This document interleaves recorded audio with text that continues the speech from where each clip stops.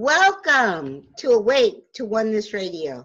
I am Caroline Chang, your host.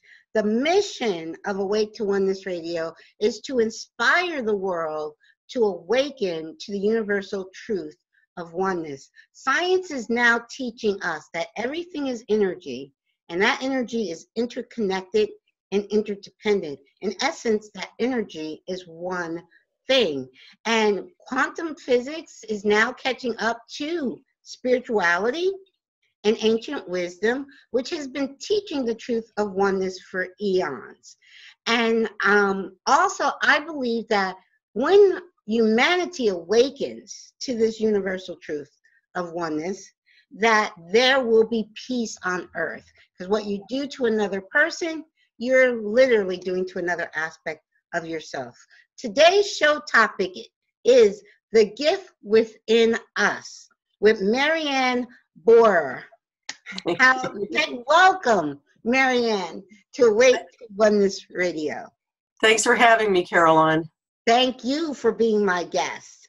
So, Mary Ann, please, I would love for you to share with our listeners your journey and what you do. Share your author of the book, The Gift Within Us. Please share your journey with us. Okay, well, thank you so much. Basically, this has been a beautiful journey. I mean, just like everybody else who listens to the show, probably I am pretty spiritual, raised Catholic, but whatever. For me, spirituality really doesn't have a set tradition. I mean, this is just, we're all in different places. Some are religious, some are not. To me, it's irregardless. It's how you treat others and how you experience this journey, which I think is like a school when we're born. You get wonderful things, not so great things, but you're on a journey, and it's how your soul grows and expands during this journey that, and how you work with others to make a difference that really counts. Yes. So anyway, I'm a PR person by trade. Okay. And I was working in New York City. I worked there for 12 years at top PR firms. And in the middle of this, just before the year 2000, about 3 years before, I had a smallish client who owned a lot of franchise restaurants in Manhattan. If you went into a TGI Fridays or a Dunkin' Donuts or whatever, they owned those franchises. Okay. For some unknown reason to me, they erected a digital clock in the middle of Manhattan on 34th Street that was counting down the days and seconds and minutes to the year 2000. This was in 1997. And okay. I remember how scared people were of the millennium? I remember it. Not, what is it? Oh, what was it called? The Y2K. Y2K. I was trying to think of that. Oh my goodness. And it seems like that was yesterday. It's 20 years ago. It's actually 20 years ago, and it seemed like it was yesterday. Yes. We're the 20th anniversary of the millennium right now. Yes. But my client, for whatever reason, was putting up this big digital clock. I think he was inspired. Back then, do you remember there was a big national debt clock, ticking something about the national debt in Manhattan? Anyway, he put this clock up. He had logos of all the restaurants around the outside of it. Mm-hmm. And I thought, from a marketing standpoint, no offense, but is that going to make someone want to go into a Fridays and get a burger? No. But he wanted national press for this digital clock, the millennium clock. Right. So I thought, what am I going to do to get national press? And I don't even really use the word idea anymore, because I believe a lot of my so-called ideas are inspired in spirit. Yes. But I had the thought, okay, I'm going to find some of the most gifted intuitives, psychics, mediums, those words are loaded, but intuitives, to come and do a press conference about what's going to happen in the year 2000 for journalists. Mm-hmm. And the trick was to find really highly gifted people. I could have been lazy and just gone down the street to storefront psychics. Right. But I didn't want to do that. Okay. So I did some research, word of mouth. I had some readings, and very gifted people. I found 24 highly gifted people. Awesome. And they came and they sat at a TJ Fridays, speed dating style, each one at a different table. Mm-hmm. And the media were invited to come and spend a couple minutes with each one and go from one to the other, ask them personal questions, celebrity questions, world event, whatever. Right. 75 journalists showed up. You would not believe. Wow. That's enormous amount of press for something like this. Yes. Now, you'd expect Inside Edition, Entertainment Tonight, they all came, but also the Wall Street Journal, Wow. CBS Evening News. You would not believe the turnout. Wow. So from that perspective, and it was a huge success and generated tons of national and even global press. Yes. The reason I mention this about the book is two reasons. Mm-hmm. The guy from the Wall Street Journal came up to me afterwards, and he was just completely devoid of blood. His face was pale, and he was shaking, and he said, "Mary Ann, I confess I came here to make fun of these people," which is what people often do. Yes, especially 20 years ago. Especially, it's still happening on, but he said, "I'm still in shock because they were so accurate. I'm in shock now." So that was thing one. A lot of the press treated this very wonderfully. There was one gal who's very gifted who came, but she had like a satellite dish for a hat. I mean, she looked like the psychic with the crystal. So they all zoomed in on her, of course. Okay. But so there were those silly kind of placements, but it was also very good. The second reason, though, not only was it a professional success, I became friends with a number of the gifted people. I mean, not just friends. I felt like I'd found a family. Yes. Okay, and these people from all over the world, all over the country mostly. And so for the past many years, I became, as a communicator, annoyed with how they were perceived by the public or misperceived. They lump anyone with that title, psychic or medium, which is what psychic is a loaded word for me, for anybody, into one ugly group. They have to be fakes or charlatans trying to take your money, making up stories. And the truth of the matter is, many of these people were born that way. Yes. And many, as children, were either frightened by it, they didn't know what was going on, they struggled. Many were bullied as children. Yes. Some just thought it was a lot of fun play. They were talking to grandpa who was deceased. They didn't know. Some were accepted by their families. That was there.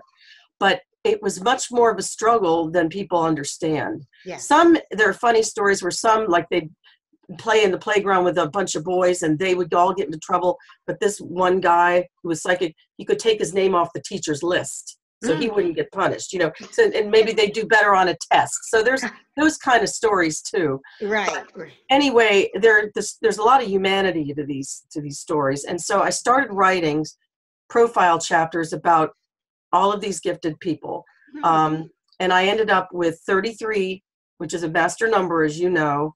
Right. Stories, profile chapters of gifted people, and they're not small. They're like 7 to 9 pages. I interviewed each person, taped it, transcribed, wrote it up. It's mostly in their own words. They approved it. And so these profile chapters exist in my book, but it's not just a book about gifted people. Okay, but it was a starting place because I know famous psychics and mediums. You'd know their names. In fact, James von Prague. Yes.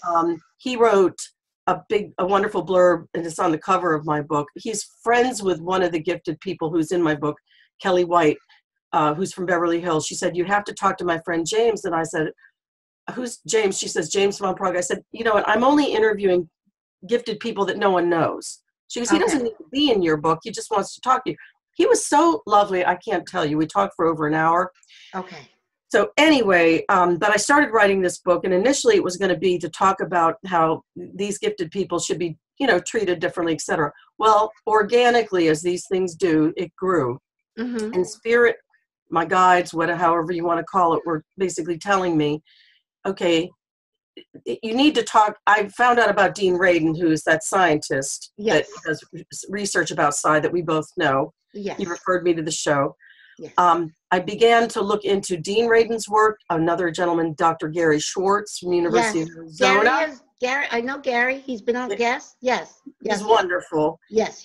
Russell Tark, who you may know. There's others. I interviewed them, and because just like you, for me, the science is really important. And I have them in a chapter called Today's Brave Paranormal Explorers. Yes. In the scientific community, these men, it's mostly men, are looked upon like, in public anyway, like, what are they doing? That stuff's crazy. Right. In private, these same people that say that, these academics will come up to them and say, I had my own experiences. Yes. So it is very brave of them to do it because there's a taboo in the scientific community about studying these things, and very few scientists are doing. And these scientists, as you know, they come from the top universities. Yes. They're highly intelligent and accredited. They just take this so seriously, and they've committed their lives to doing this important research.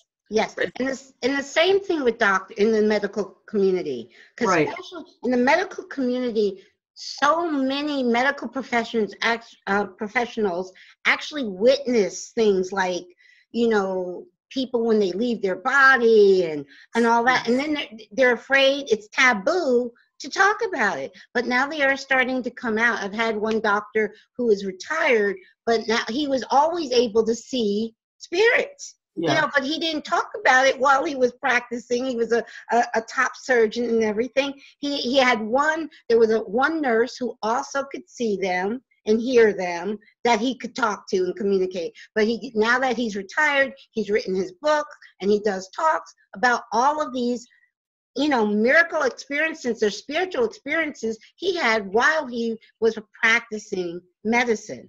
So yes, I understand exactly what you're saying. And that's a shame, and I applaud these people who are coming out in force about this, because you're like you. I felt this through spirit anyway, but when I came upon their research and their bravery and what they're finding, it was something that had to be a part of my book. Yes. So in addition to these 33 profile chapters about gifted intuitives, I have chapters about people like Dean Radin and scientists that are studying psi. I have a chapter where I interview academicians about how people who had these gifts were treated throughout history. Yes. Which fascinates me because, of course, at once they were revered by kings, etc.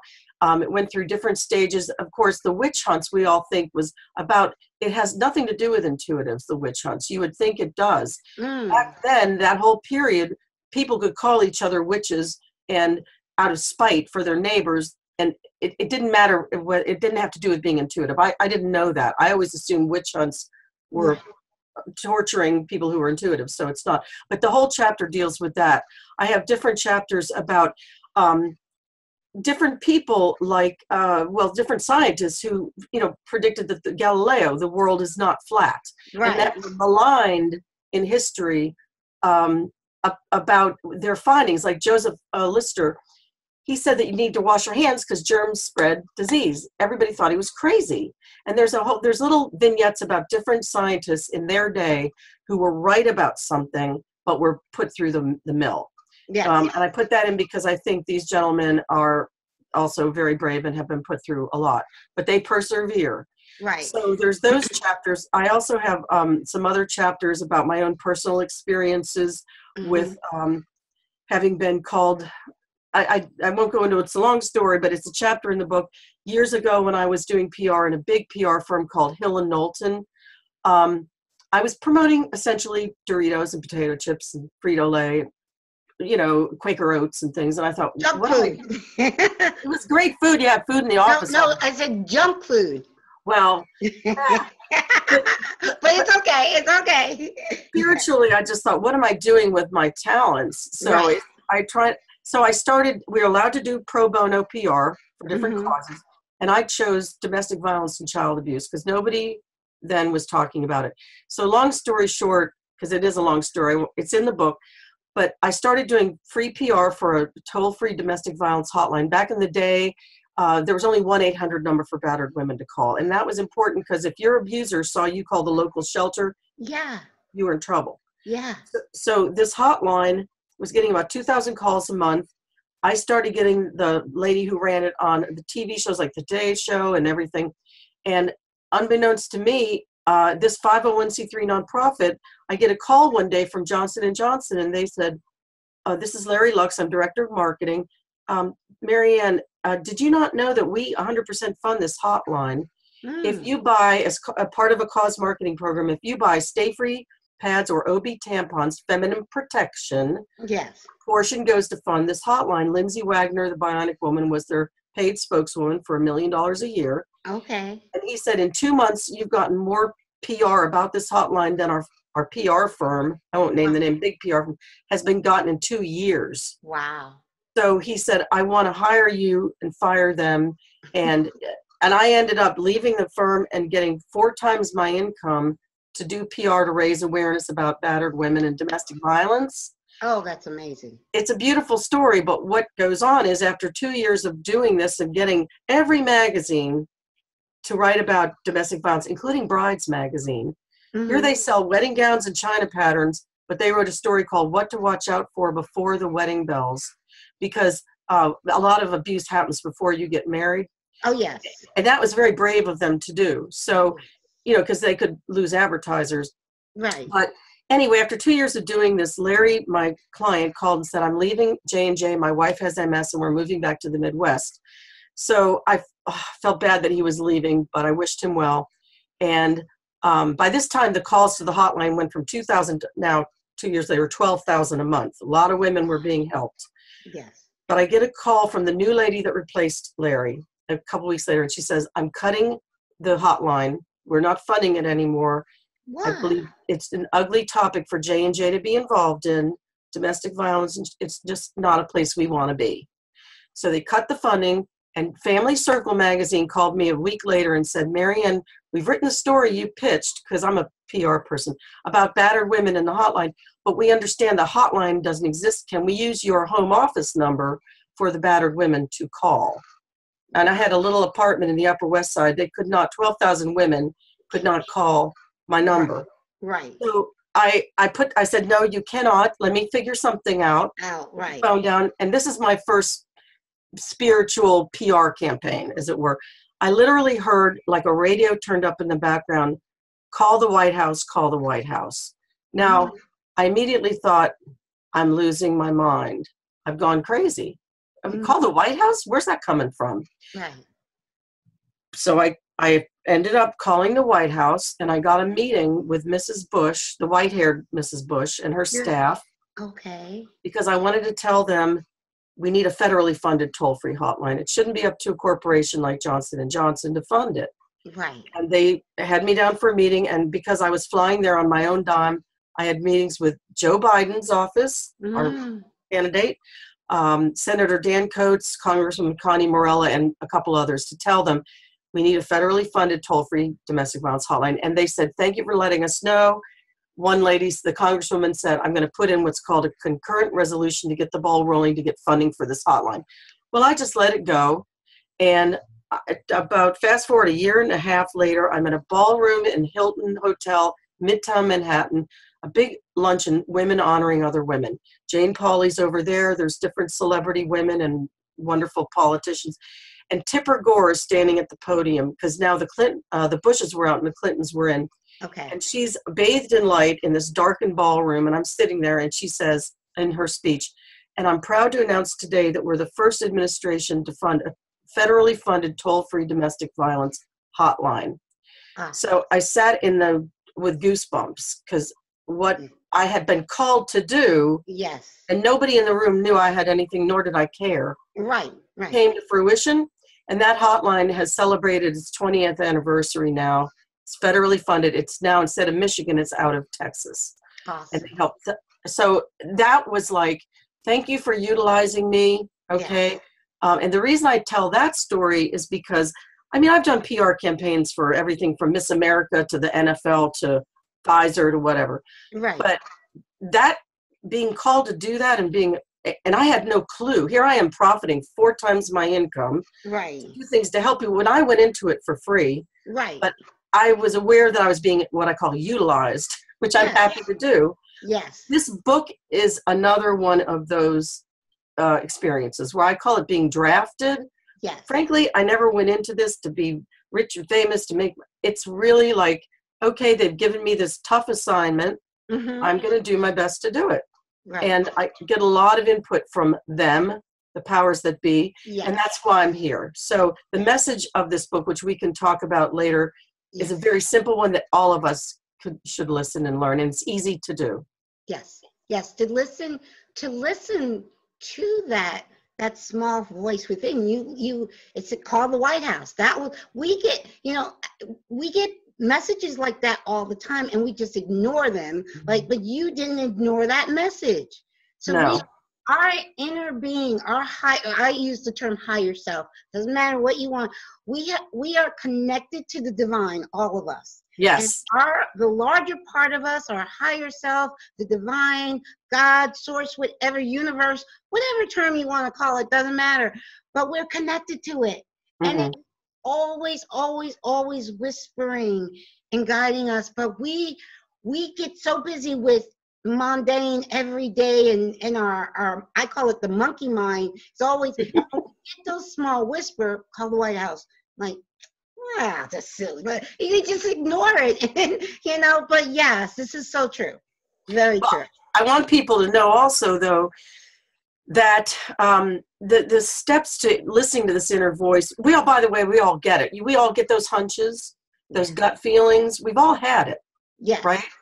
But the difference is that, and it's not like a faucet. You can just say, okay, tell me right now, I want to hear. You need to receive it when it's coming. Yes. But it is there for us. And especially if asking you shall receive, you don't always get the answer, because maybe you're meant to struggle sometimes and learn, but often you do. Yes. And the message that I have is I'm the worst meditator in the world. They have to get me in the shower or at 4:30 in the morning before I woke. They get me, though. And, but if I had to sit there and hold crystals and meditate on my chakras, and I'm not putting that stuff down because it's very valid for many people. Yes. But for me, what I learned is that it's right there at our fingertips.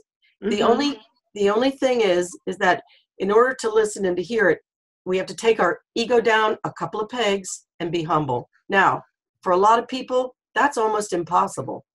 But that is a key, because if we're all about us, we're not going to hear it. And the other thing I want to tell you is that we are, I don't know if you have children, but I have a daughter, and I love my husband, I love my mom, I love my family. My mom's deceased, but there's something about loving people, and especially a child. It's beyond what you can describe. But what came to me from them is, and I say them, is that they love us with that intensity 20,000-fold. They every single last one of us, I don't care what you've done, who you are, they love us so much. And they want to connect with us. Not spooky, they're not going to have visions and all that. They're wanting to impart their wisdom and their guidance to us, just like a parent would. And one morning my guides woke me up and said, write this down.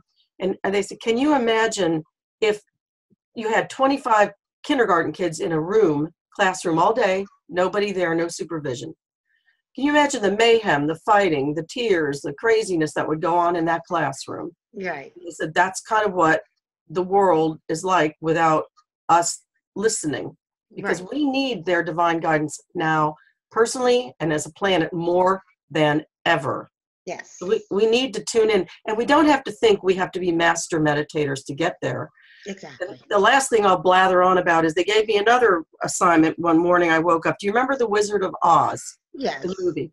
You know, Dorothy, she goes through all this rigmarole to get back to Kansas. The monkeys are flying and attacking her. And that movie seemed to go on for hours when I was a kid. I loved it, but it was like, good God. And she gets to Oz and the wizard can't get her back. Right. And Glinda, I don't like the name witch, but whatever. Right. She comes down and she's there. And Dorothy's gone through all this. And Glinda says, but Dorothy, you've always been able to go back to Kansas. And that's what they told me to say, because it's right here. You don't have to have a super psychic ability like the people in my book. You don't have to even have this religion or this church you go into every day or any of that. You can be a sinner. You can be someone who is completely atheist or whatever. We all have access to that beautiful, brilliant, divine wisdom and guidance. And it doesn't have to be attached to religion. It really transcends religion, to be honest. You can be religious.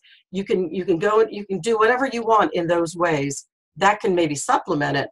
But we are so loved, and they want to communicate with us. And that's the message of the book. That's why it's called The Gift Within Us. And the subhead is Intuition, Spirituality, and the Power of Our Own Inner Voice. Mm-hmm. The inner voice, you don't, again, have to do anything special to access it. The only trick is if you're just so full of ego and you're not going to, then you're probably not going to hear it. Right. Unless they bang you over the head, you know. And a lot of times the crises that we go to is them banging us over the head, because they've been trying. It's like, okay, I'm not getting her attention, so bang, the accident happens, you know, because I need to do something to get her attention, or his attention. But yeah, everything you said, we talk about all the time here. My son is in spirit, and he is my guest host. He's been gone. He's been in spirit now 5.5 years. Okay. I have physical proof he's still with us. Right. I have his voice from spirit. I have images of him from spirit. Right. And he says he's very proud of this show, and he's my co-host. Yep. So we have a closer, we seriously, literally, because he was a grown man. When he transitioned, he was 29. When he was first diagnosed with congestive heart failure, he was 26, but he was living on his own. I saw him Mother's Day, Christmas, you know, holidays. Mm-hmm. And that was like, hey, Ma, how you doing? You know, bye, Ma. Now he's with me all the time. And I have physical proof that he's with me. And it was his transition. Mm-hmm. That 6 months after his transition is when I launched my show, because I knew this was my inner guidance was telling me, you need to do this show. You need to tell the world that we're not separate, we're one. You know, and so that all came from, but yeah, and it's that the ego mind, it's a useful tool. So our mind is a good tool, but when we let our mind, and most of us do, let our mind be in the driver's seat. So it's a heart. And this is, I don't know if you ever heard of heart math. If you haven't, you should check them out. Heart math. So it's one word, but the math in like is capital M in the middle. Heart Math Institute. You have to check them out. They have proven scientifically that our heart intelligence is far more intelligent than our brain intelligence. Okay, meaning we need to start living from our heart. And our heart intelligence are those silent whispers, call the White House. That came from your heart intelligence, not the head intelligence. The head intelligence, the brain intelligence is not going to tell you to call the White House. So our higher self, our spirit guides are always speaking to us through our heart.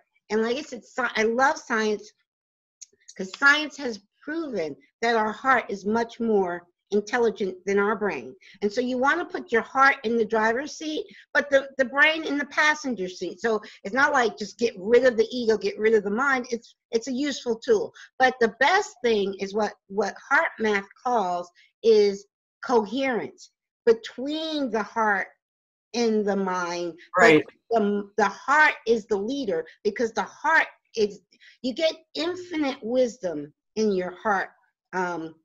Electromagnet field, infinite wisdom from the universe. You get your limited intelligence, your brain intelligence come from your limited experience in this reality. So it's extremely limited. Heart intelligence is limitless. Brain intelligence is limited, but you want them in coherence. And like you said about the meditation, like for me, I'm getting better and better, especially this year, 2020.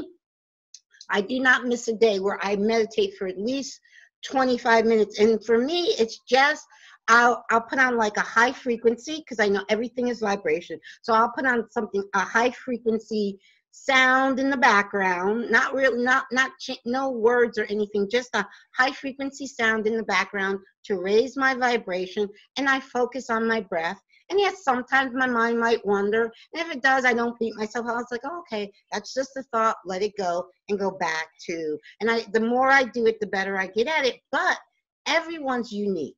So some people meditate while they're running. Some people meditate while they're working out. You know, it's whatever works for you, where you're actually listening to that inner guidance coming from the heart, and not allowing, see, we all hear it, but we allow the brain to say, oh, that's stupid. Well, or let me put this in front of you. All of us have thoughts all the time. Yes. Okay. And we all know what a thought is. Yes. But not every single thought is because we are just so brilliant, which is why I have trouble even using the word idea anymore. I use inspiration. Now, if I had a thought, I'm going to make meatloaf, is that my deceased mom telling me to make? Maybe, but it's not every thought comes from them. Some come from us. Right. I tried to write a chapter about famous people who had realized that how they got to where they were was because they were inspired, they were directed, right, spiritually. Mm-hmm. Aside from Oprah Winfrey and her aha moment, and maybe Carrie Underwood's a Christian, you cannot find anyone that will go on record talking about that, believe it or not. Mm-hmm. And one of my intuitives in the book is from Beverly Hills. Her mom is a therapist to all of the stars, a psychotherapist. Okay. I talked to that woman and she said, Mary Ann, it's a taboo. They'll tell me after months of therapy that really they're spiritually guided to this place. That's why they're so successful. But they can't go on record as saying it's a taboo. And that's the other reason I'm talking with you today. Mm-hmm. One of the reasons Dean Radin and the other scientists have all been up against this taboo. Mm-hmm. One of the reasons I think Spirit guided me to interview all these intuitives and not use the word psychic so much because immediately people will shut down. But that's one word for the ability. Mm-hmm. Is to put a face on this ability, to show them that you don't have to be this Long Island medium or this flavor of the day psychic. And not everybody is this gifted by far. It's like a lot of people think they are, but maybe like they can sing, but how many can sing like an Adele, right? Right. But we all, but just to really take the taboo down about these people and paint their pictures, tell their stories, which is what I do in those chapters. Mm-hmm. And then, but make people realize that every last one of us, and you don't have to be super pious or any of that, or even a good meditator like I'm not because I'm a white knuckler. You can have access to this. It's right at your fingertips, and we are loved. And remember that, and just listen. But again, taking credit for every idea, for every advance, for every, even the title of this book, The Gift Within Us, as I mentioned to you. Right. The ego will get in and you'll think of different things, and just let it flow, and it will come to you. Like the cover of my book, if you have seen it, I sent you the picture. Yes. It is a gold bow, and the book is white, and it looks like a gift. A gift. Yeah, it's beautiful.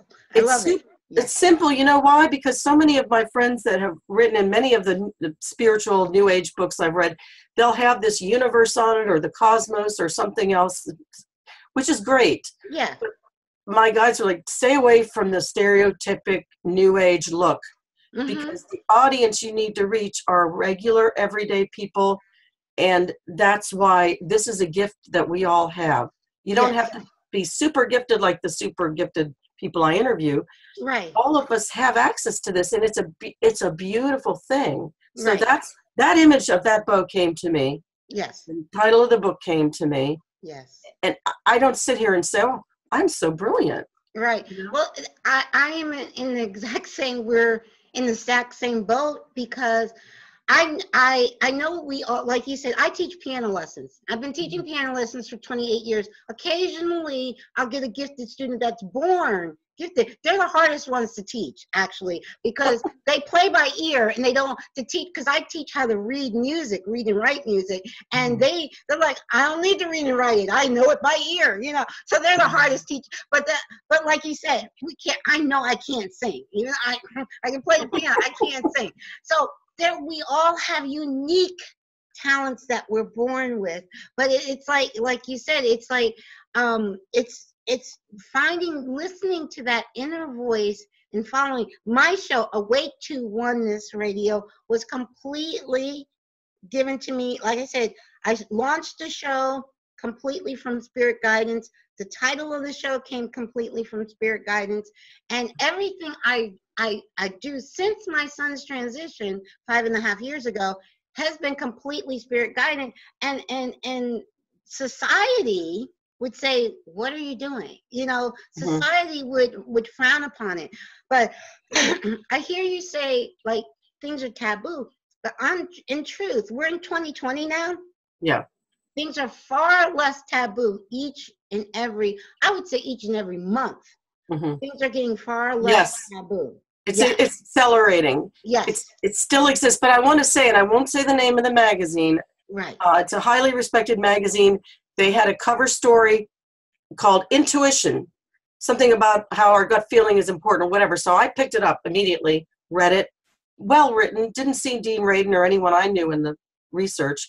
And it talked about how, just as you said earlier, intuitive thinking, conscious thinking, brain versus, it's both very important, but do not discount. In fact, you really should rely on the intuitive thinking a lot more. But I contacted the journalist And I said, I really want to talk to you because I'm writing this book. And he got back to me because I told him I interviewed intuitives, and he wrote back, I do not believe in psychic ability. He believes that all intuition comes from our brain.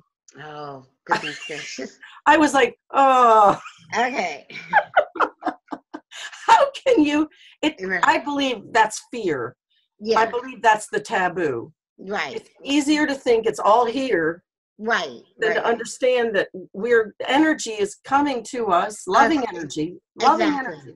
Exactly. But I tell you, this just happened in the past little while, and I was like, how can you be a journalist and not get this? But this is what I'm saying. There is still my book, which this has a ban because it says not for publication. It's a proof copy, but there's the gift for both. Yes. My book will not reach everybody. Right, but it's okay. It'll reach the people that it will reach everybody it's supposed to reach. Oh, that was the other thing you mentioned that I meant to also speak on. This show, I really want to reach the everyday Joe, the masses, because that's why I talk so much about science. I talk about everything I believe in can be followed up with science. So so we're not talking about religious people, even with spiritual people. Let's talk the science. You know, and I'll start with something very simple science that I learned in 7th grade. 7th grade, when we were studying atoms and molecules. And I'll never forget my science teacher saying, nothing is truly solid. Now, there's a desk in front of me. I'm sitting on the chair, and I'm thinking, and when he said it, that was an aha moment for me. Because I'm like, and I never forgot it. Because I'm like, what do you mean nothing's not? You put anything, and we know this, you put anything under a high-powered microscope, what do you see? You see tiny moving particles that are not even touching, meaning what you're looking at is not solid, and it has life. Movement, it has life. Everything has life in it, that energy. So, and science has proven, like I opened the show, science has proven everything is energy. And we can't see with our physical eyes that everything is energy and interconnected, but it has been proven scientifically.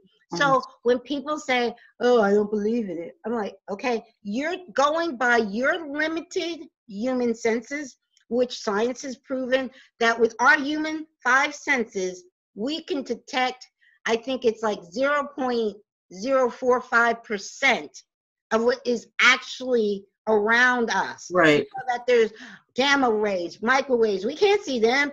Wi-Fi. I mean, we know. Quantum physics, all new technology is based on quantum physics. The core of quantum physics is the interconnectedness of everything. Okay, but then people are like, I don't believe it. I'm like, okay, it's like, really? Well, I want to say something to that, and with your piano story too. Yes. When that person who wrote the story, the cover story about intuition, said, I don't believe in psychics, I was thinking my analogy about people who sing. I don't say I don't believe in Adele. Right. She just can sing like that. Yeah. So these people, it's not they're touting that they're a new religion. They just happen to have been born that way. Yes. Okay, so it's not like whether he believes in it or not. It exists. It exists. Exactly. And I think about, and I've had her on the show. Oh, Akiana. She popped out of the womb painting like at 3 years old. She's making these magnificent paintings. When she was 9 years old, I think she's been on Oprah a couple of times, but I think she was first on Oprah when she was 6 or 9 or so. I mean, I've never seen paintings so beautiful. She never had an art class. She came out the womb being able to paint. Like, you got babies coming out being able to play Mozart out the womb. I mean, yes. You know, so for people to say it's like I don't believe in it. I don't believe it. The other thing I want to tell you is talking about the audience. While there are going to be some people that never will go for this book, and there are people that listen to your show and that are really into this. There's a huge group, and you know what PEW research is? They're like the biggest research group. They research everything in the country about whatever. But they found that the fastest growing category of individuals in spirituality is millennials. I think I mentioned this, that are called spiritual but not religious. They're turning away from traditional religion, but they're seeking that spiritual connection. It's the biggest growing group. The point is that large group, to take a book like this or your show and to shine the light into that dark corner, that they're not sure, they're open-minded, but they don't know where to go. Right. That's who I want to reach with this book, with your show, with Dean's work. Yes. The people, sometimes people are young souls, and I'm not putting them down, but some of these people that are scared, they're in the taboo, they're never going to listen. Just God bless them, move on. But there's a large group that wants to know. Exactly. And the great thing about it is, you're right. Some people, I believe that this is a school, Earth School. We choose to come here. Some are old souls that have been through Earth School many, many times, and they're like at the graduate level. Some are new souls that have just been here a few times, and they're like, and it's all good. It's like, I use an analogy of watching a baby try to crawl, or a baby try to walk. You see a toddler trying to walk, and he falls a couple of times. All you can do is like, oh, he's so cute. I just love him. So with people that are not open-minded, I just love them. Because the truth is, time is an illusion. Einstein, who was one of the most brilliant 20th century minds, said time is merely an illusion, albeit a persistent one. The Power of Now, if you've never read it, by Eckhart Tolle, it's a must read. All there is the now. Everything is happening in the now. So we use time in this realm as a linear. We need it to get from point A to point B to point C. But everybody in truth is a divine soul. And if everybody in truth, they're going to get there. Doesn't matter when they're going to get there. They're going to get there. And so all I can do is send them love and light that will help raise their vibration. I could do it silently, just send them love and light silently to help raise their vibration, because I know we're interconnected, and me sending them love and light, they're going to receive it, and it's going to help them to awaken. But and also seeing each other, that other person that is unawakened and is new, young soul, we'll call them, is another aspect of us. We were a young soul at one time. Now we're awakening. Yeah, I wanted to mention a couple things to you.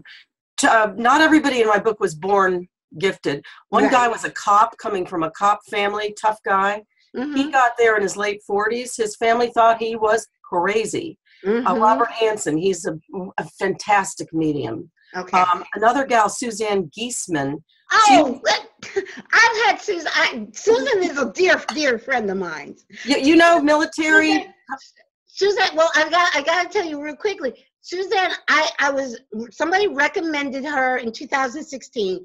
I had her. My son transitioned. I had never had a reading. I told myself, when my son transitioned, I wasn't going to go looking for one. That medium had to find me. Suzanne found me, gifted me on my son's birthday with a reading. And in that reading, we have my son's voice on tape from that reading with Suzanne Giesemann.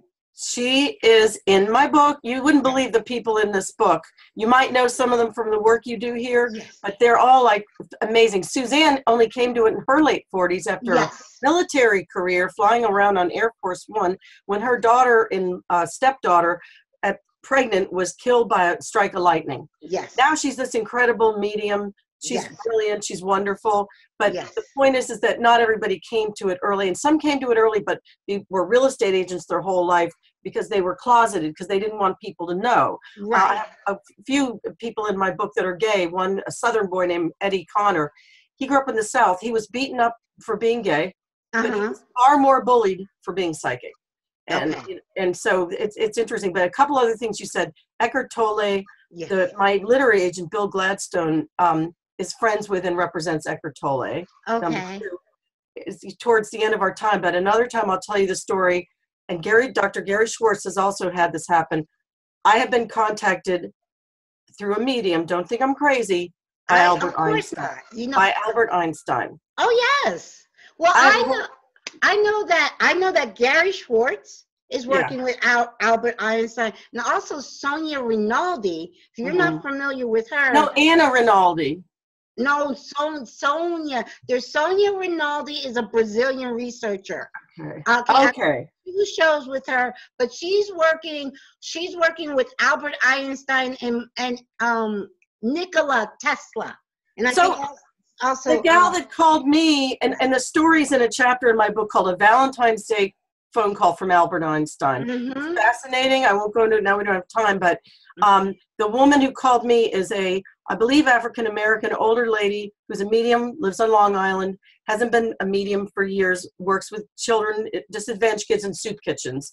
But she only channels Einstein, Nikola Tesla, and Alva Vanderbilt, who was a suffragette and whatever. She was in the women's movement. And she is just the sweetest one. But she called me on this morning of Valentine's Day, and it's the stories in the book, but I told Dean Radin and Dr. Schwartz about it. And I don't know about Dean, but Gary has been contacted numerous times by us. And my agent, Bill, has been contacted. And I wasn't, as a PR person, I thought, I can't put this in my book. People are going to think I'm crazy. No, my guide said, you have to. You can't. Don't go up, because honestly, the times are changing so fast. And just see, I don't look at what's going on in mainstream. I look on my news is the internet and YouTube, and so the people are hungry for this, and so many more people are more and more, and the number of people that are looking at this stuff as crazy is getting smaller and smaller and smaller, because they realize, wait a second, just like, when you were using the example of, the guy, who was it, that said the earth was round and not flat, I forget his name, but I thought of the Wright brothers. Right. That's in my book too, yeah. Yes, the Wright brothers, and people are like, we're never gonna fly. Okay, look at us. I mean, honestly, I think it's got to be now more people are open-minded to anything and everything. When you see, I mean, just look at the 1900s compared to 2000s. I mean, the technology, it's just to say, that's not possible. It's just so closed-minded, and nothing I do is geared to a closed-minded person. I'm like, this is, it's just like, hey, I think they're gonna catch up. Well, when I first got this assignment, like spiritually, I'm like when I did all these years about domestic violence in the early 90s, I said, you want me to change the way people view domestic violence? It's a tall order, but okay. And then similarly, I said, you want me to change the way people view psychic and intuitive ability? That's tough, but I'll do it. If I can, I'll do my best. Right. So the reason that I have these interviews, these stories about these gifted people, including Suzanne and others, a lot of people do want a reading. In addition to having their own intuition, they want a reading, but it's how do I find somebody gifted? Now, I'm not a psychic directory, can't stand exploitation of people like that, don't like that. However, all of the people in my book, at the end of the book, their contact information is in there. Websites, phone numbers, emails. Because, and a lot of them are reasonably priced, but it's not about promoting their wares. Right. Just putting them in touch. If somebody wants a reading with, and again, highly gifted, but also equally important to me, super high integrity. There's not a person in my book that is there, self-promoting, just there for ego. That was a no-no. Right. Suzanne, you know what I mean. Yes. And here's the thing. Here's one of the things I love about Suzanne. Suzanne has a waiting list maybe 3 years long. So Suzanne's goal is right now, she's doing more workshops. She does weekend workshops. She does classes online, because we all do have the ability to contact our loved one in spirit. Yes, we do. And some of these, Suzanne is at the upper echelon. I mean, I have people, a gal in Maine who doesn't even have a website. Right. She has a phone number, but she's fantastic. And that's another reason I didn't want like James Van Prague's been around for 30 years. The man doesn't need me. But some people out there really, really, really want to be able to have a reading with somebody really gifted, which was kind of one of the reasons I wanted to include their information in there. There's people from all over the map. There's people from Australia and India and the West Coast, East Coast, different levels, but they're all highly gifted and high integrity. So people can have access to them if they want, which is, and again, there are these hotlines. I don't know where they're finding their psychic people. There's people that exploit psychics or fake. No, this is not that way. But I did feel it was important for people, because everyone says to me, Mary Ann, how do I find a really gifted person? Right. And again, it's word of mouth and all that, but their info is in the book, and people might find that appealing because it is hard when you're out there looking to find someone. Well, like I said, I'm a mom with a son that transitioned. And like I said, I knew the minute he transitioned, he wasn't gone. I knew I wanted a reading, but I personally did not look for one. I said, that medium has to come to me. Right. And she did. And it was so, I left myself open. So sometimes we have to trust we have to trust that our higher selves, our spirit guides will lead us to the right person, not putting so much pressure on it. Just give us silent, I want to be led. Yes. Close your eyes, ask your higher self, please lead me to the right person, and then trust that your higher self will. Yes, and I agree with you 100%. Again, they love us.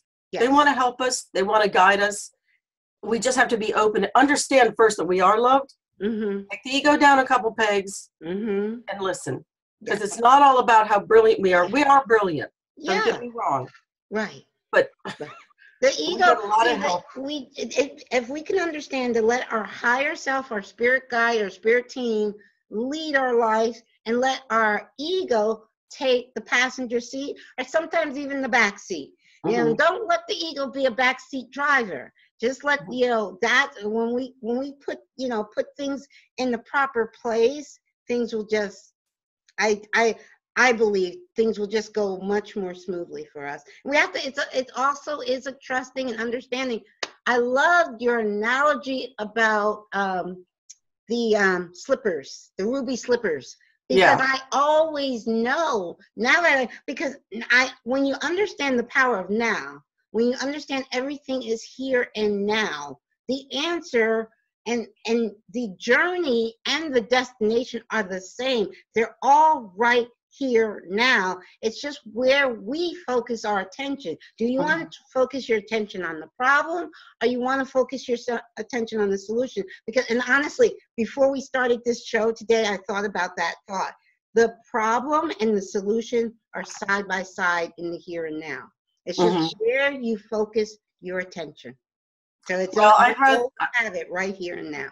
And I agree with you. And when you think of the rigmarole that poor Dorothy went through, with the monkeys and all the crazy stuff that, oh my gosh, the poppies and there she was, right? So, but she had to believe it first. And I think that's the first step. And it's more not so believing in intuitive ability. It's believing we are loved. Yes.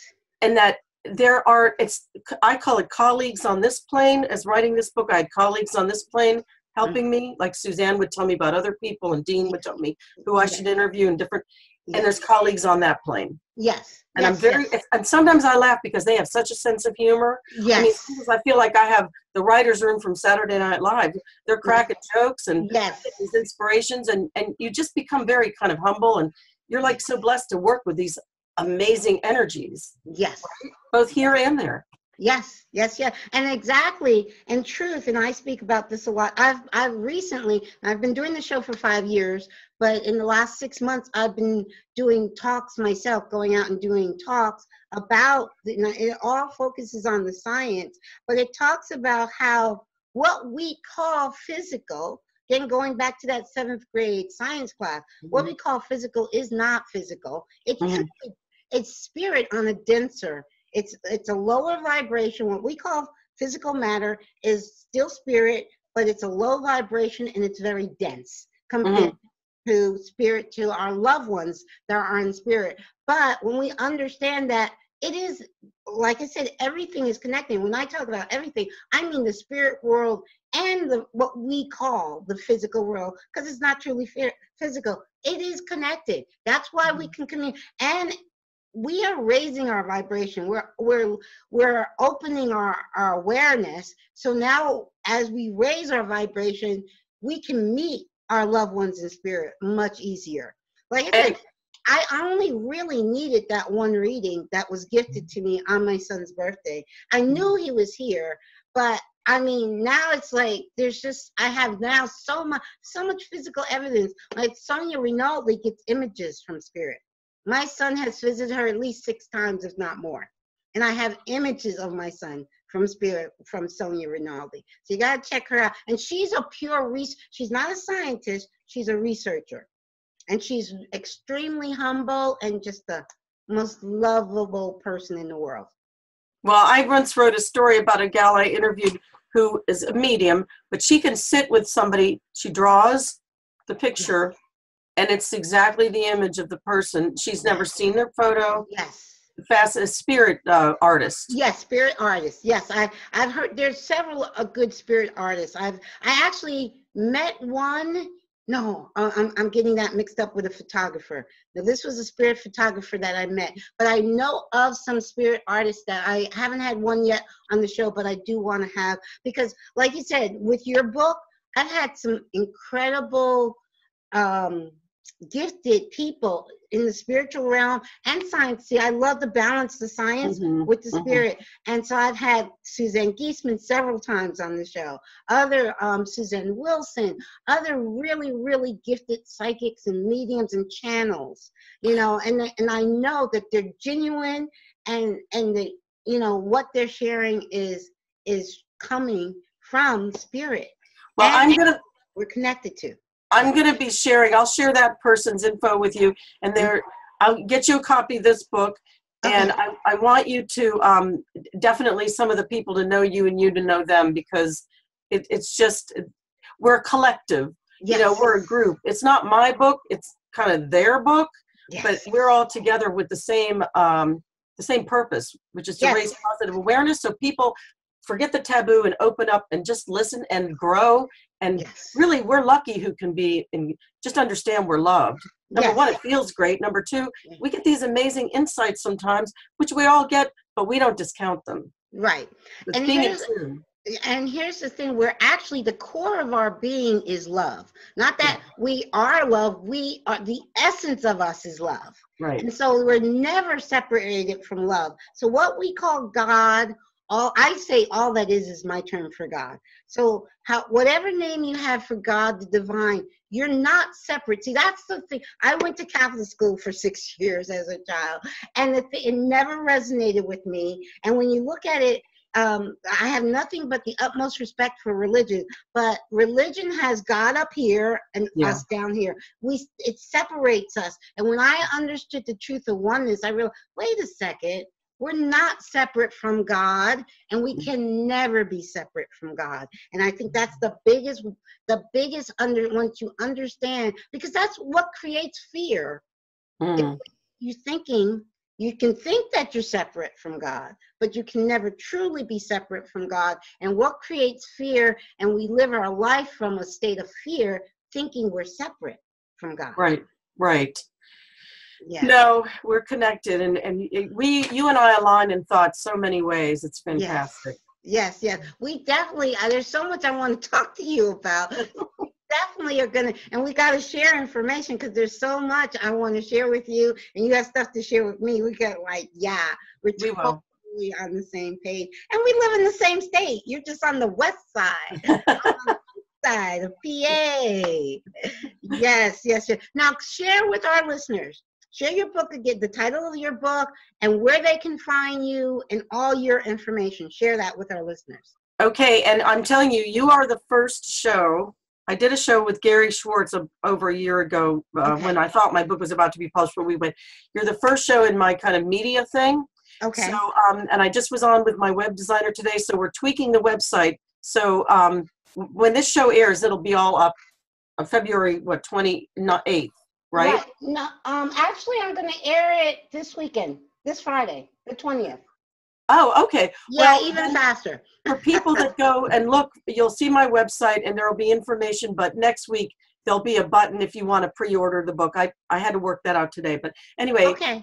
my website is my name. It's just www.maryannbohrer, which I don't know if you put it on your Yes, site. I'll definitely have the link. Yes. It's MaryAnn, B as in boy, OHRER.com. So you can go there and there'll be information about the book. And an email if you want to email me, because in a week's time it'll be easier just to get it.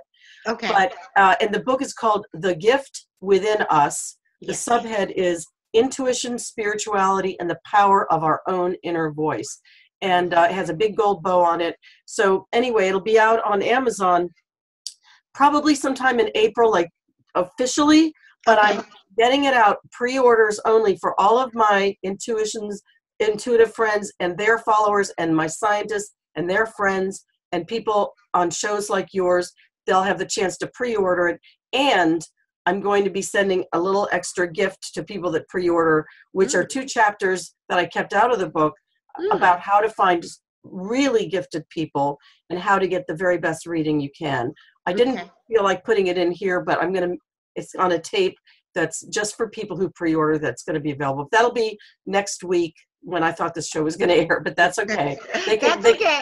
I'm sorry. I'm actually airing quicker now because I don't have, normally if I have a couple of shows already like in the queue, that's when but now I don't have any show in the queue, so you're up next.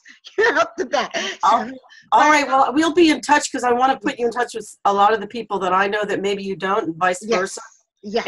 And I'd love to tell you my Einstein story in full because it's really fascinating, but especially with your love of quantum physics, you would be bowled over by this story. It's amazing. And then when I find out that Gary and my agent Bill have had similar experiences, I'm like, no. Wow. Well, you know what? If you have time, tell me now after we end the show. Okay, and if you like it, I'll do it on air. Okay, I will. Okay, awesome. This is my show. We could go as long as we want. So if you want to share it now, it's great. Are you sure? I'm positive. Okay. Hey, go All for right. it. So I'm going to tell you this. I've been writing this book for, a number of years. Again, it started with just writing about intuitives I knew, and organically my guides were like, okay, it's bigger than that. And it's going to involve talking about people and their own connection with spirit. But I'm writing this book. It's February of 2016. It's a very cold day, February 13th. Saturday. My daughter's in watching TV and my husband's in his upstairs home office. I'm in my second floor home office, typing away, writing the chapter about great minds throughout history who embraced intuition, like Carl Jung. There's been many who stepped up and embraced intuition. So I wanted to talk about people like that. And my husband, who's very supportive, but not really that involved in the process, he's upstairs. He's always listening to music, downloading music. He calls me upstairs and says, Mary Ann, come up quick. I have something to show you, which was never happens. Okay. And he said, and I ran upstairs and he sees on the screen are quotes from Albert Einstein about intuition. Now, I'm researching all these great minds throughout, Jung and others, but I didn't know Einstein was really connected to intuition. I had no idea. So my husband shows me these quotes and I'm like, wow, I didn't know Einstein was into that. So I said, but why are you showing me these quotes? I don't understand. It's not like he ever has done anything like it. He goes, I don't know. It just came to me. I just remembered I'd heard this about Einstein, thought this would help you. Now, again, he's wonderful, but this has never happened, not remotely. Okay. So I go back downstairs and I type up Albert Einstein and intuition, and up comes the third Google search thing down is a story that was in a magazine which still exists called The New Republic. Have you heard of it? No, I haven't. It's an intellectual kind of think piece magazine, The New Republic. And this was a story from 1932. Now, Einstein was famous in 1932. Everybody knew the guy with the, he was on vacation in Palm Springs, and he had to share a limousine to a private event, a celebrity event, with a young lady who he didn't know. And it turns out she's a psychic. Her name was Jean Dennis. Okay. And so in the limo, she gives him an impromptu reading. He hadn't had a reading before. Right. So I'm going to read from my book because I have to just read. So he says, he talks to the media about this after he goes, and by the way, the story in the New Republic about all this is putting Einstein down for saying something positive about psychics. It's called Why Dr. Einstein, ? So in the story, this guy, C. Hartley Grattan, the author who's putting Einstein down, says, Einstein was quoted as saying about the psychic, she told me things no one possibly could know, things on which I have been working, and she demonstrated to me that she has a power to do things I cannot at this time explain. Now, I must tell some of my associates about this. It was miraculous indeed. And then Grattan, the author, also quotes the psychic, Jean Dennis, in the same story as saying, Dr. Einstein is indeed the most remarkable person I've ever contacted, and his aura is just sublime. Pure blue electric sparks instead of color. It was just like talking to God. So Grattan, the author, calls Einstein's meeting with the psychic into question writing wonderful, wonderful. And so the scientific method goes crashing to the ground, and the world's greatest relativist becomes an endorser of a, quote, psychic vaudeville act. So he's saying, Einstein, man, you missed the mark because you said positive things about a psychic. The next month, which was April of this magazine, 1932, there's a letter to the editor. Do you know author Upton Sinclair? The name Upton Sinclair? No, I'm not familiar. Very famous writer, Upton Sinclair. Kate wrote a letter coming to the defense of Einstein, letter to the editor, and appears in the magazine the next month. And I'm going to read some of it. Okay. Sir, I have never met the young lady who gave a demonstration to Einstein, but I know that Einstein's own statement, quoted by Mr. Grattan in the New Republic of March 9, is strictly scientific. Einstein says that she told him things which no one could possibly have known normally. Einstein is the only person who could have passed that judgment, and it seems to me that a man of his standing has a right to expect us to assume that he did not make the statement lightly or unthinkingly. If it was so, he knew it was so, then and I love this part, then he had to choose between doing his duty as a scientist or shrinking from the ridicule of those who are content to judge without investigating, and who proceed upon the assumption that we know all there is to know about this universe and that certain happenings are impossible because they are new and not understood. So basically, he's saying, Einstein said what he believes. You can't put him down for doing that. So I'm thrilled beyond belief that I found this on the internet, that my husband told me about, right? I had no idea. Well, so there's a very famous quote, and I can't quote it exactly, but it's an Einstein quote about how we cannot use the same mind that created the problem to solve the problem. It's a famous Einstein quote. It basically, that's the gist of the quote. We cannot use the same mind that created the problem. We cannot use that same mind to correct the problem. Well, in my book, the very first quote is from Einstein's, not that one, but he says, the workings of intuition transcend those of the intellect, and as is well known, innovation is often a triumph of intuition over logic. So he believed in it. But anyway, I was buzzing because I found this Einstein, which I didn't know. Yeah. So, because I wanted to talk about people like Carl Jung and others who really were like Dean Radins of their time and fought against this. Right. So we're going to go to dinner at our favorite little hamburger place with our daughter. So we went out and did that this Saturday night, this cold February, take her to a sleepover, drop her off, go home, go to bed. And I'm awakened at like 4:30 in the morning. As sometimes, especially when I was writing this, they would get me up and I'd run in here and start writing things down. But I come in and I'm working for like 3 hours on this Great Minds chapter. I researched more about Einstein. Go back to bed around 7:30 because he's still sleeping. And I sleep for about a half hour and then I get up. It's 8:15 in the morning, Sunday morning. It's Valentine's. It's February 14th. Right. I barely dress. I think I just had underwear on. And I come in here to look at my email before I take a shower. It's 8:20. The phone rings. I grab it because I'm thinking, is it my daughter having a problem at her sleepover? Right. Who's calling me on a Sunday morning at 8:20? And I didn't want my husband to wake up. So I pick it up, and this woman, who I never talked to before, says, good morning. I was doing my morning prayers and meditation, and I was inspired to call you and wish you a happy Valentine's Day by Albert Einstein. Wow. Oh my goodness. I'm not making this up. I believe it's so true, because like I said, I know that Albert Einstein is working with Dr. Gary and Sonia, and so also Tesla. They're working on that side of the veil, and we have scientists, credible scientists, working on this side of the veil. So it's, and even Einstein's I think his most famous quote about time, people would say time is merely an illusion, albeit a very persistent one. Well, let me tell you a little bit more about this, because but I had no clue. I frankly had no clue. I knew, of course, he was a brilliant genius. Right. So anyway, she starts to tell me this, and I stop, because like you, I'm like, really? Albert Einstein? So, and again, I nearly lost it. And she says, and I was doing interviews for this book, so I had a tape recorder set up here. I always tell people I'm taping them when I interview, but I like to have it. But at that point, it wasn't on, so I'm taking notes. And she says, he wanted to tell you that you're on the right path with this project, and that you're a vessel of truth, whatever that means, and that you're being guided to the right people to include in this project, and that you're following your innate gut level feelings to verify that truth. And she said, and you recently parted ways with someone who would not have been good with this project.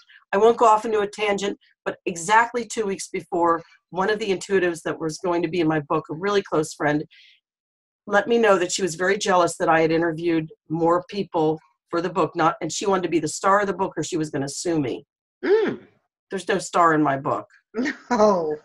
Okay, so but he said, you recently parted ways. I mean, how would he know that? And then she goes on and says, and you have a Native American guide who's helping you. And I say, okay, listen, stop. I said, okay, do you mind telling me, who are you? Right. And she says, my name is Edna. And I'm thinking, but a psychic in Boston told me I should interview a psychic name with an E name, because I got a lot of my people through word of mouth from Dean Radin and others. And I look up on my email, but the woman's name was not Edna, it was Erin. So I start to say, okay, Edna. I said, what is your last name? And she says, Randall. By the way, this is her real name. And so I Google Edna Randall real fast while I'm in front of my computer. And a story from 2003 in the New York Times comes up about mediums. And they interviewed John Edward, Edna Randall, and others. So Edna Randall is a real medium. I never had heard of her. Right. So I said, okay, so she's a real person.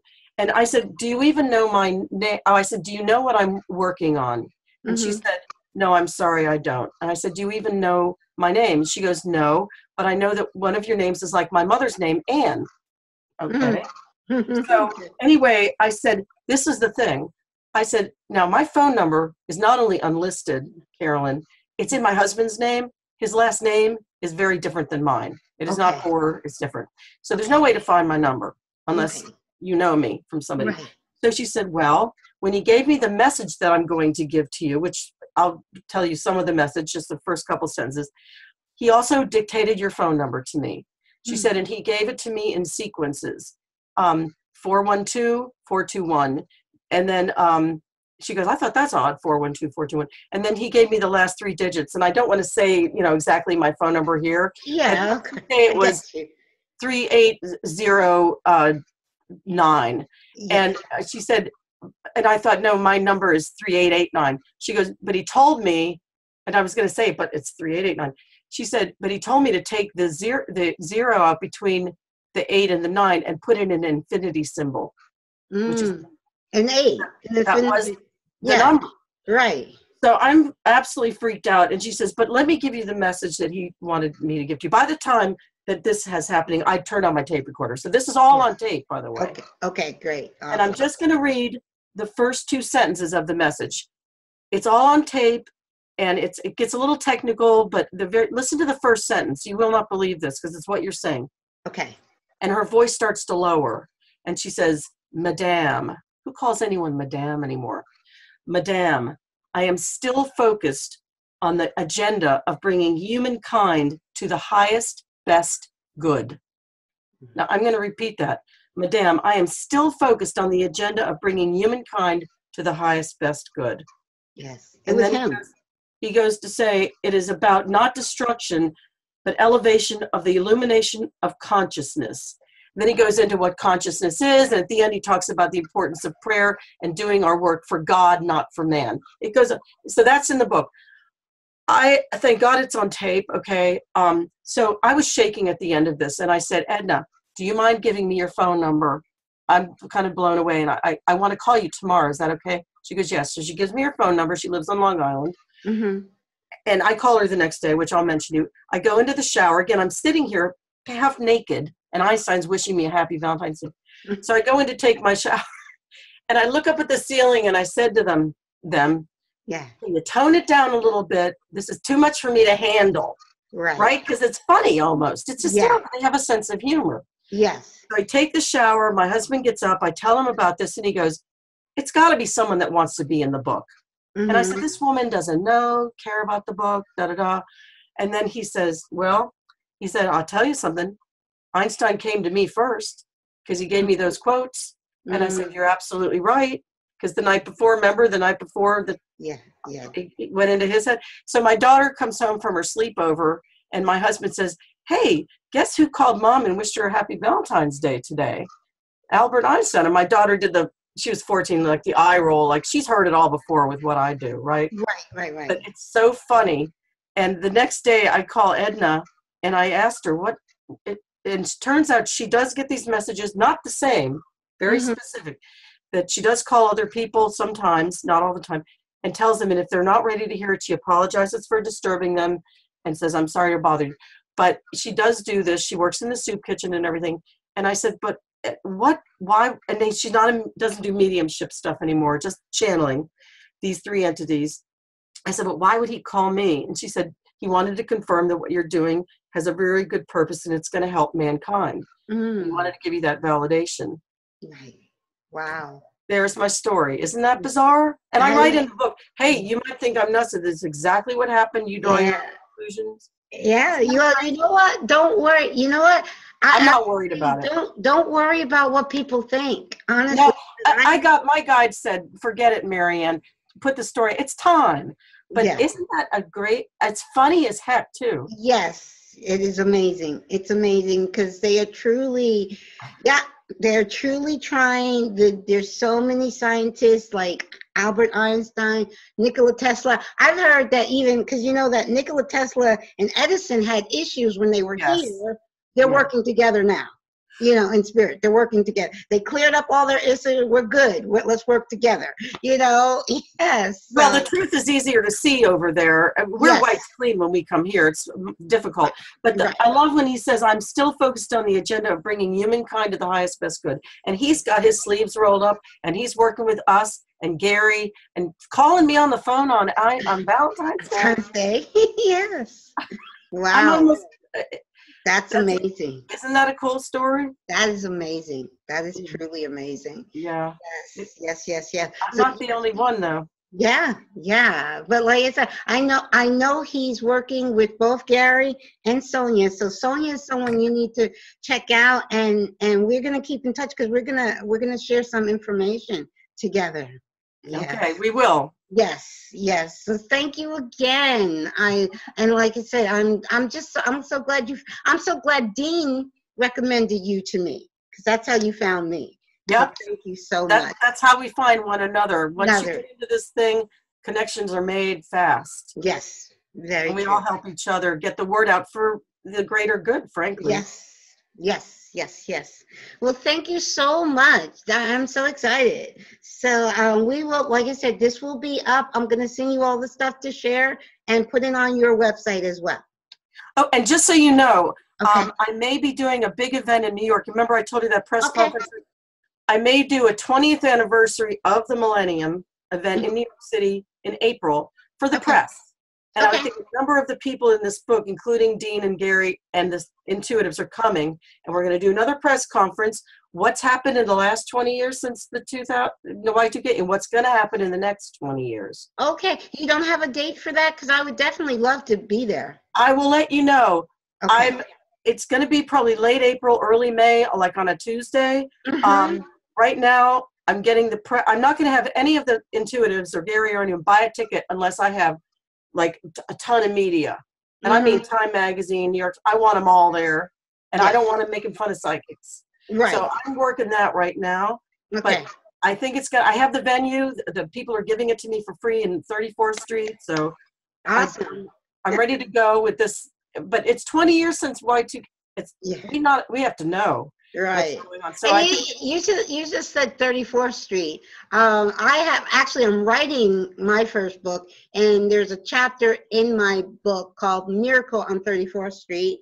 And I won't go into it now, but yes, not in it, but it was the Miracle on 34th Street in Philadelphia, not New York. But it was a miracle at Christmas time on 34th Street. So that's where my first event was on 34th and 8th, and we're doing it again. They've given me the venue for free. God bless them.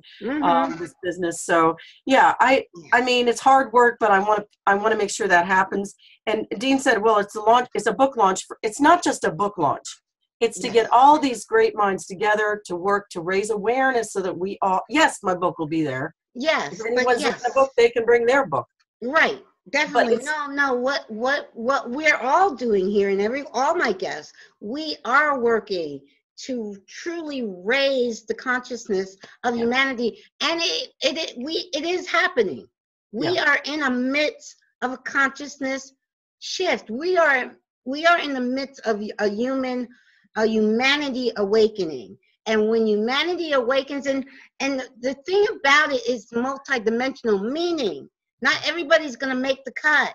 Meaning those that are raising their awareness, it's going to make the cut. We're going to find ourselves in a different reality. Those that are not ready to awaken, which is okay, because they will awaken at some point. They may just not have chosen to awaken in this lifetime. They might want to go through another, couple more rounds in the 3D. But it's truly happening.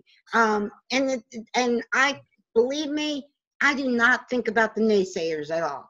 They're so far not in my mind. So. No, but there's that large group that doesn't know where to go. They want the yearning for the connection, so we can help shine that light for them in that corner. Exactly. And exactly those that are going to find us, find your book, find this show, they will be led to us. So this is amazing. But so let's we're going to say bye for this minute, but we're going to keep in touch. Okay. I'll be back in touch with you. What is today? Wednesday? Thursday? Wednesday. In the next several days. Okay. All right. All right, my dear. Make sure my contact info is up on your site. And I love your show. And we'll be in touch soon. Yes. Very, very soon. Yes.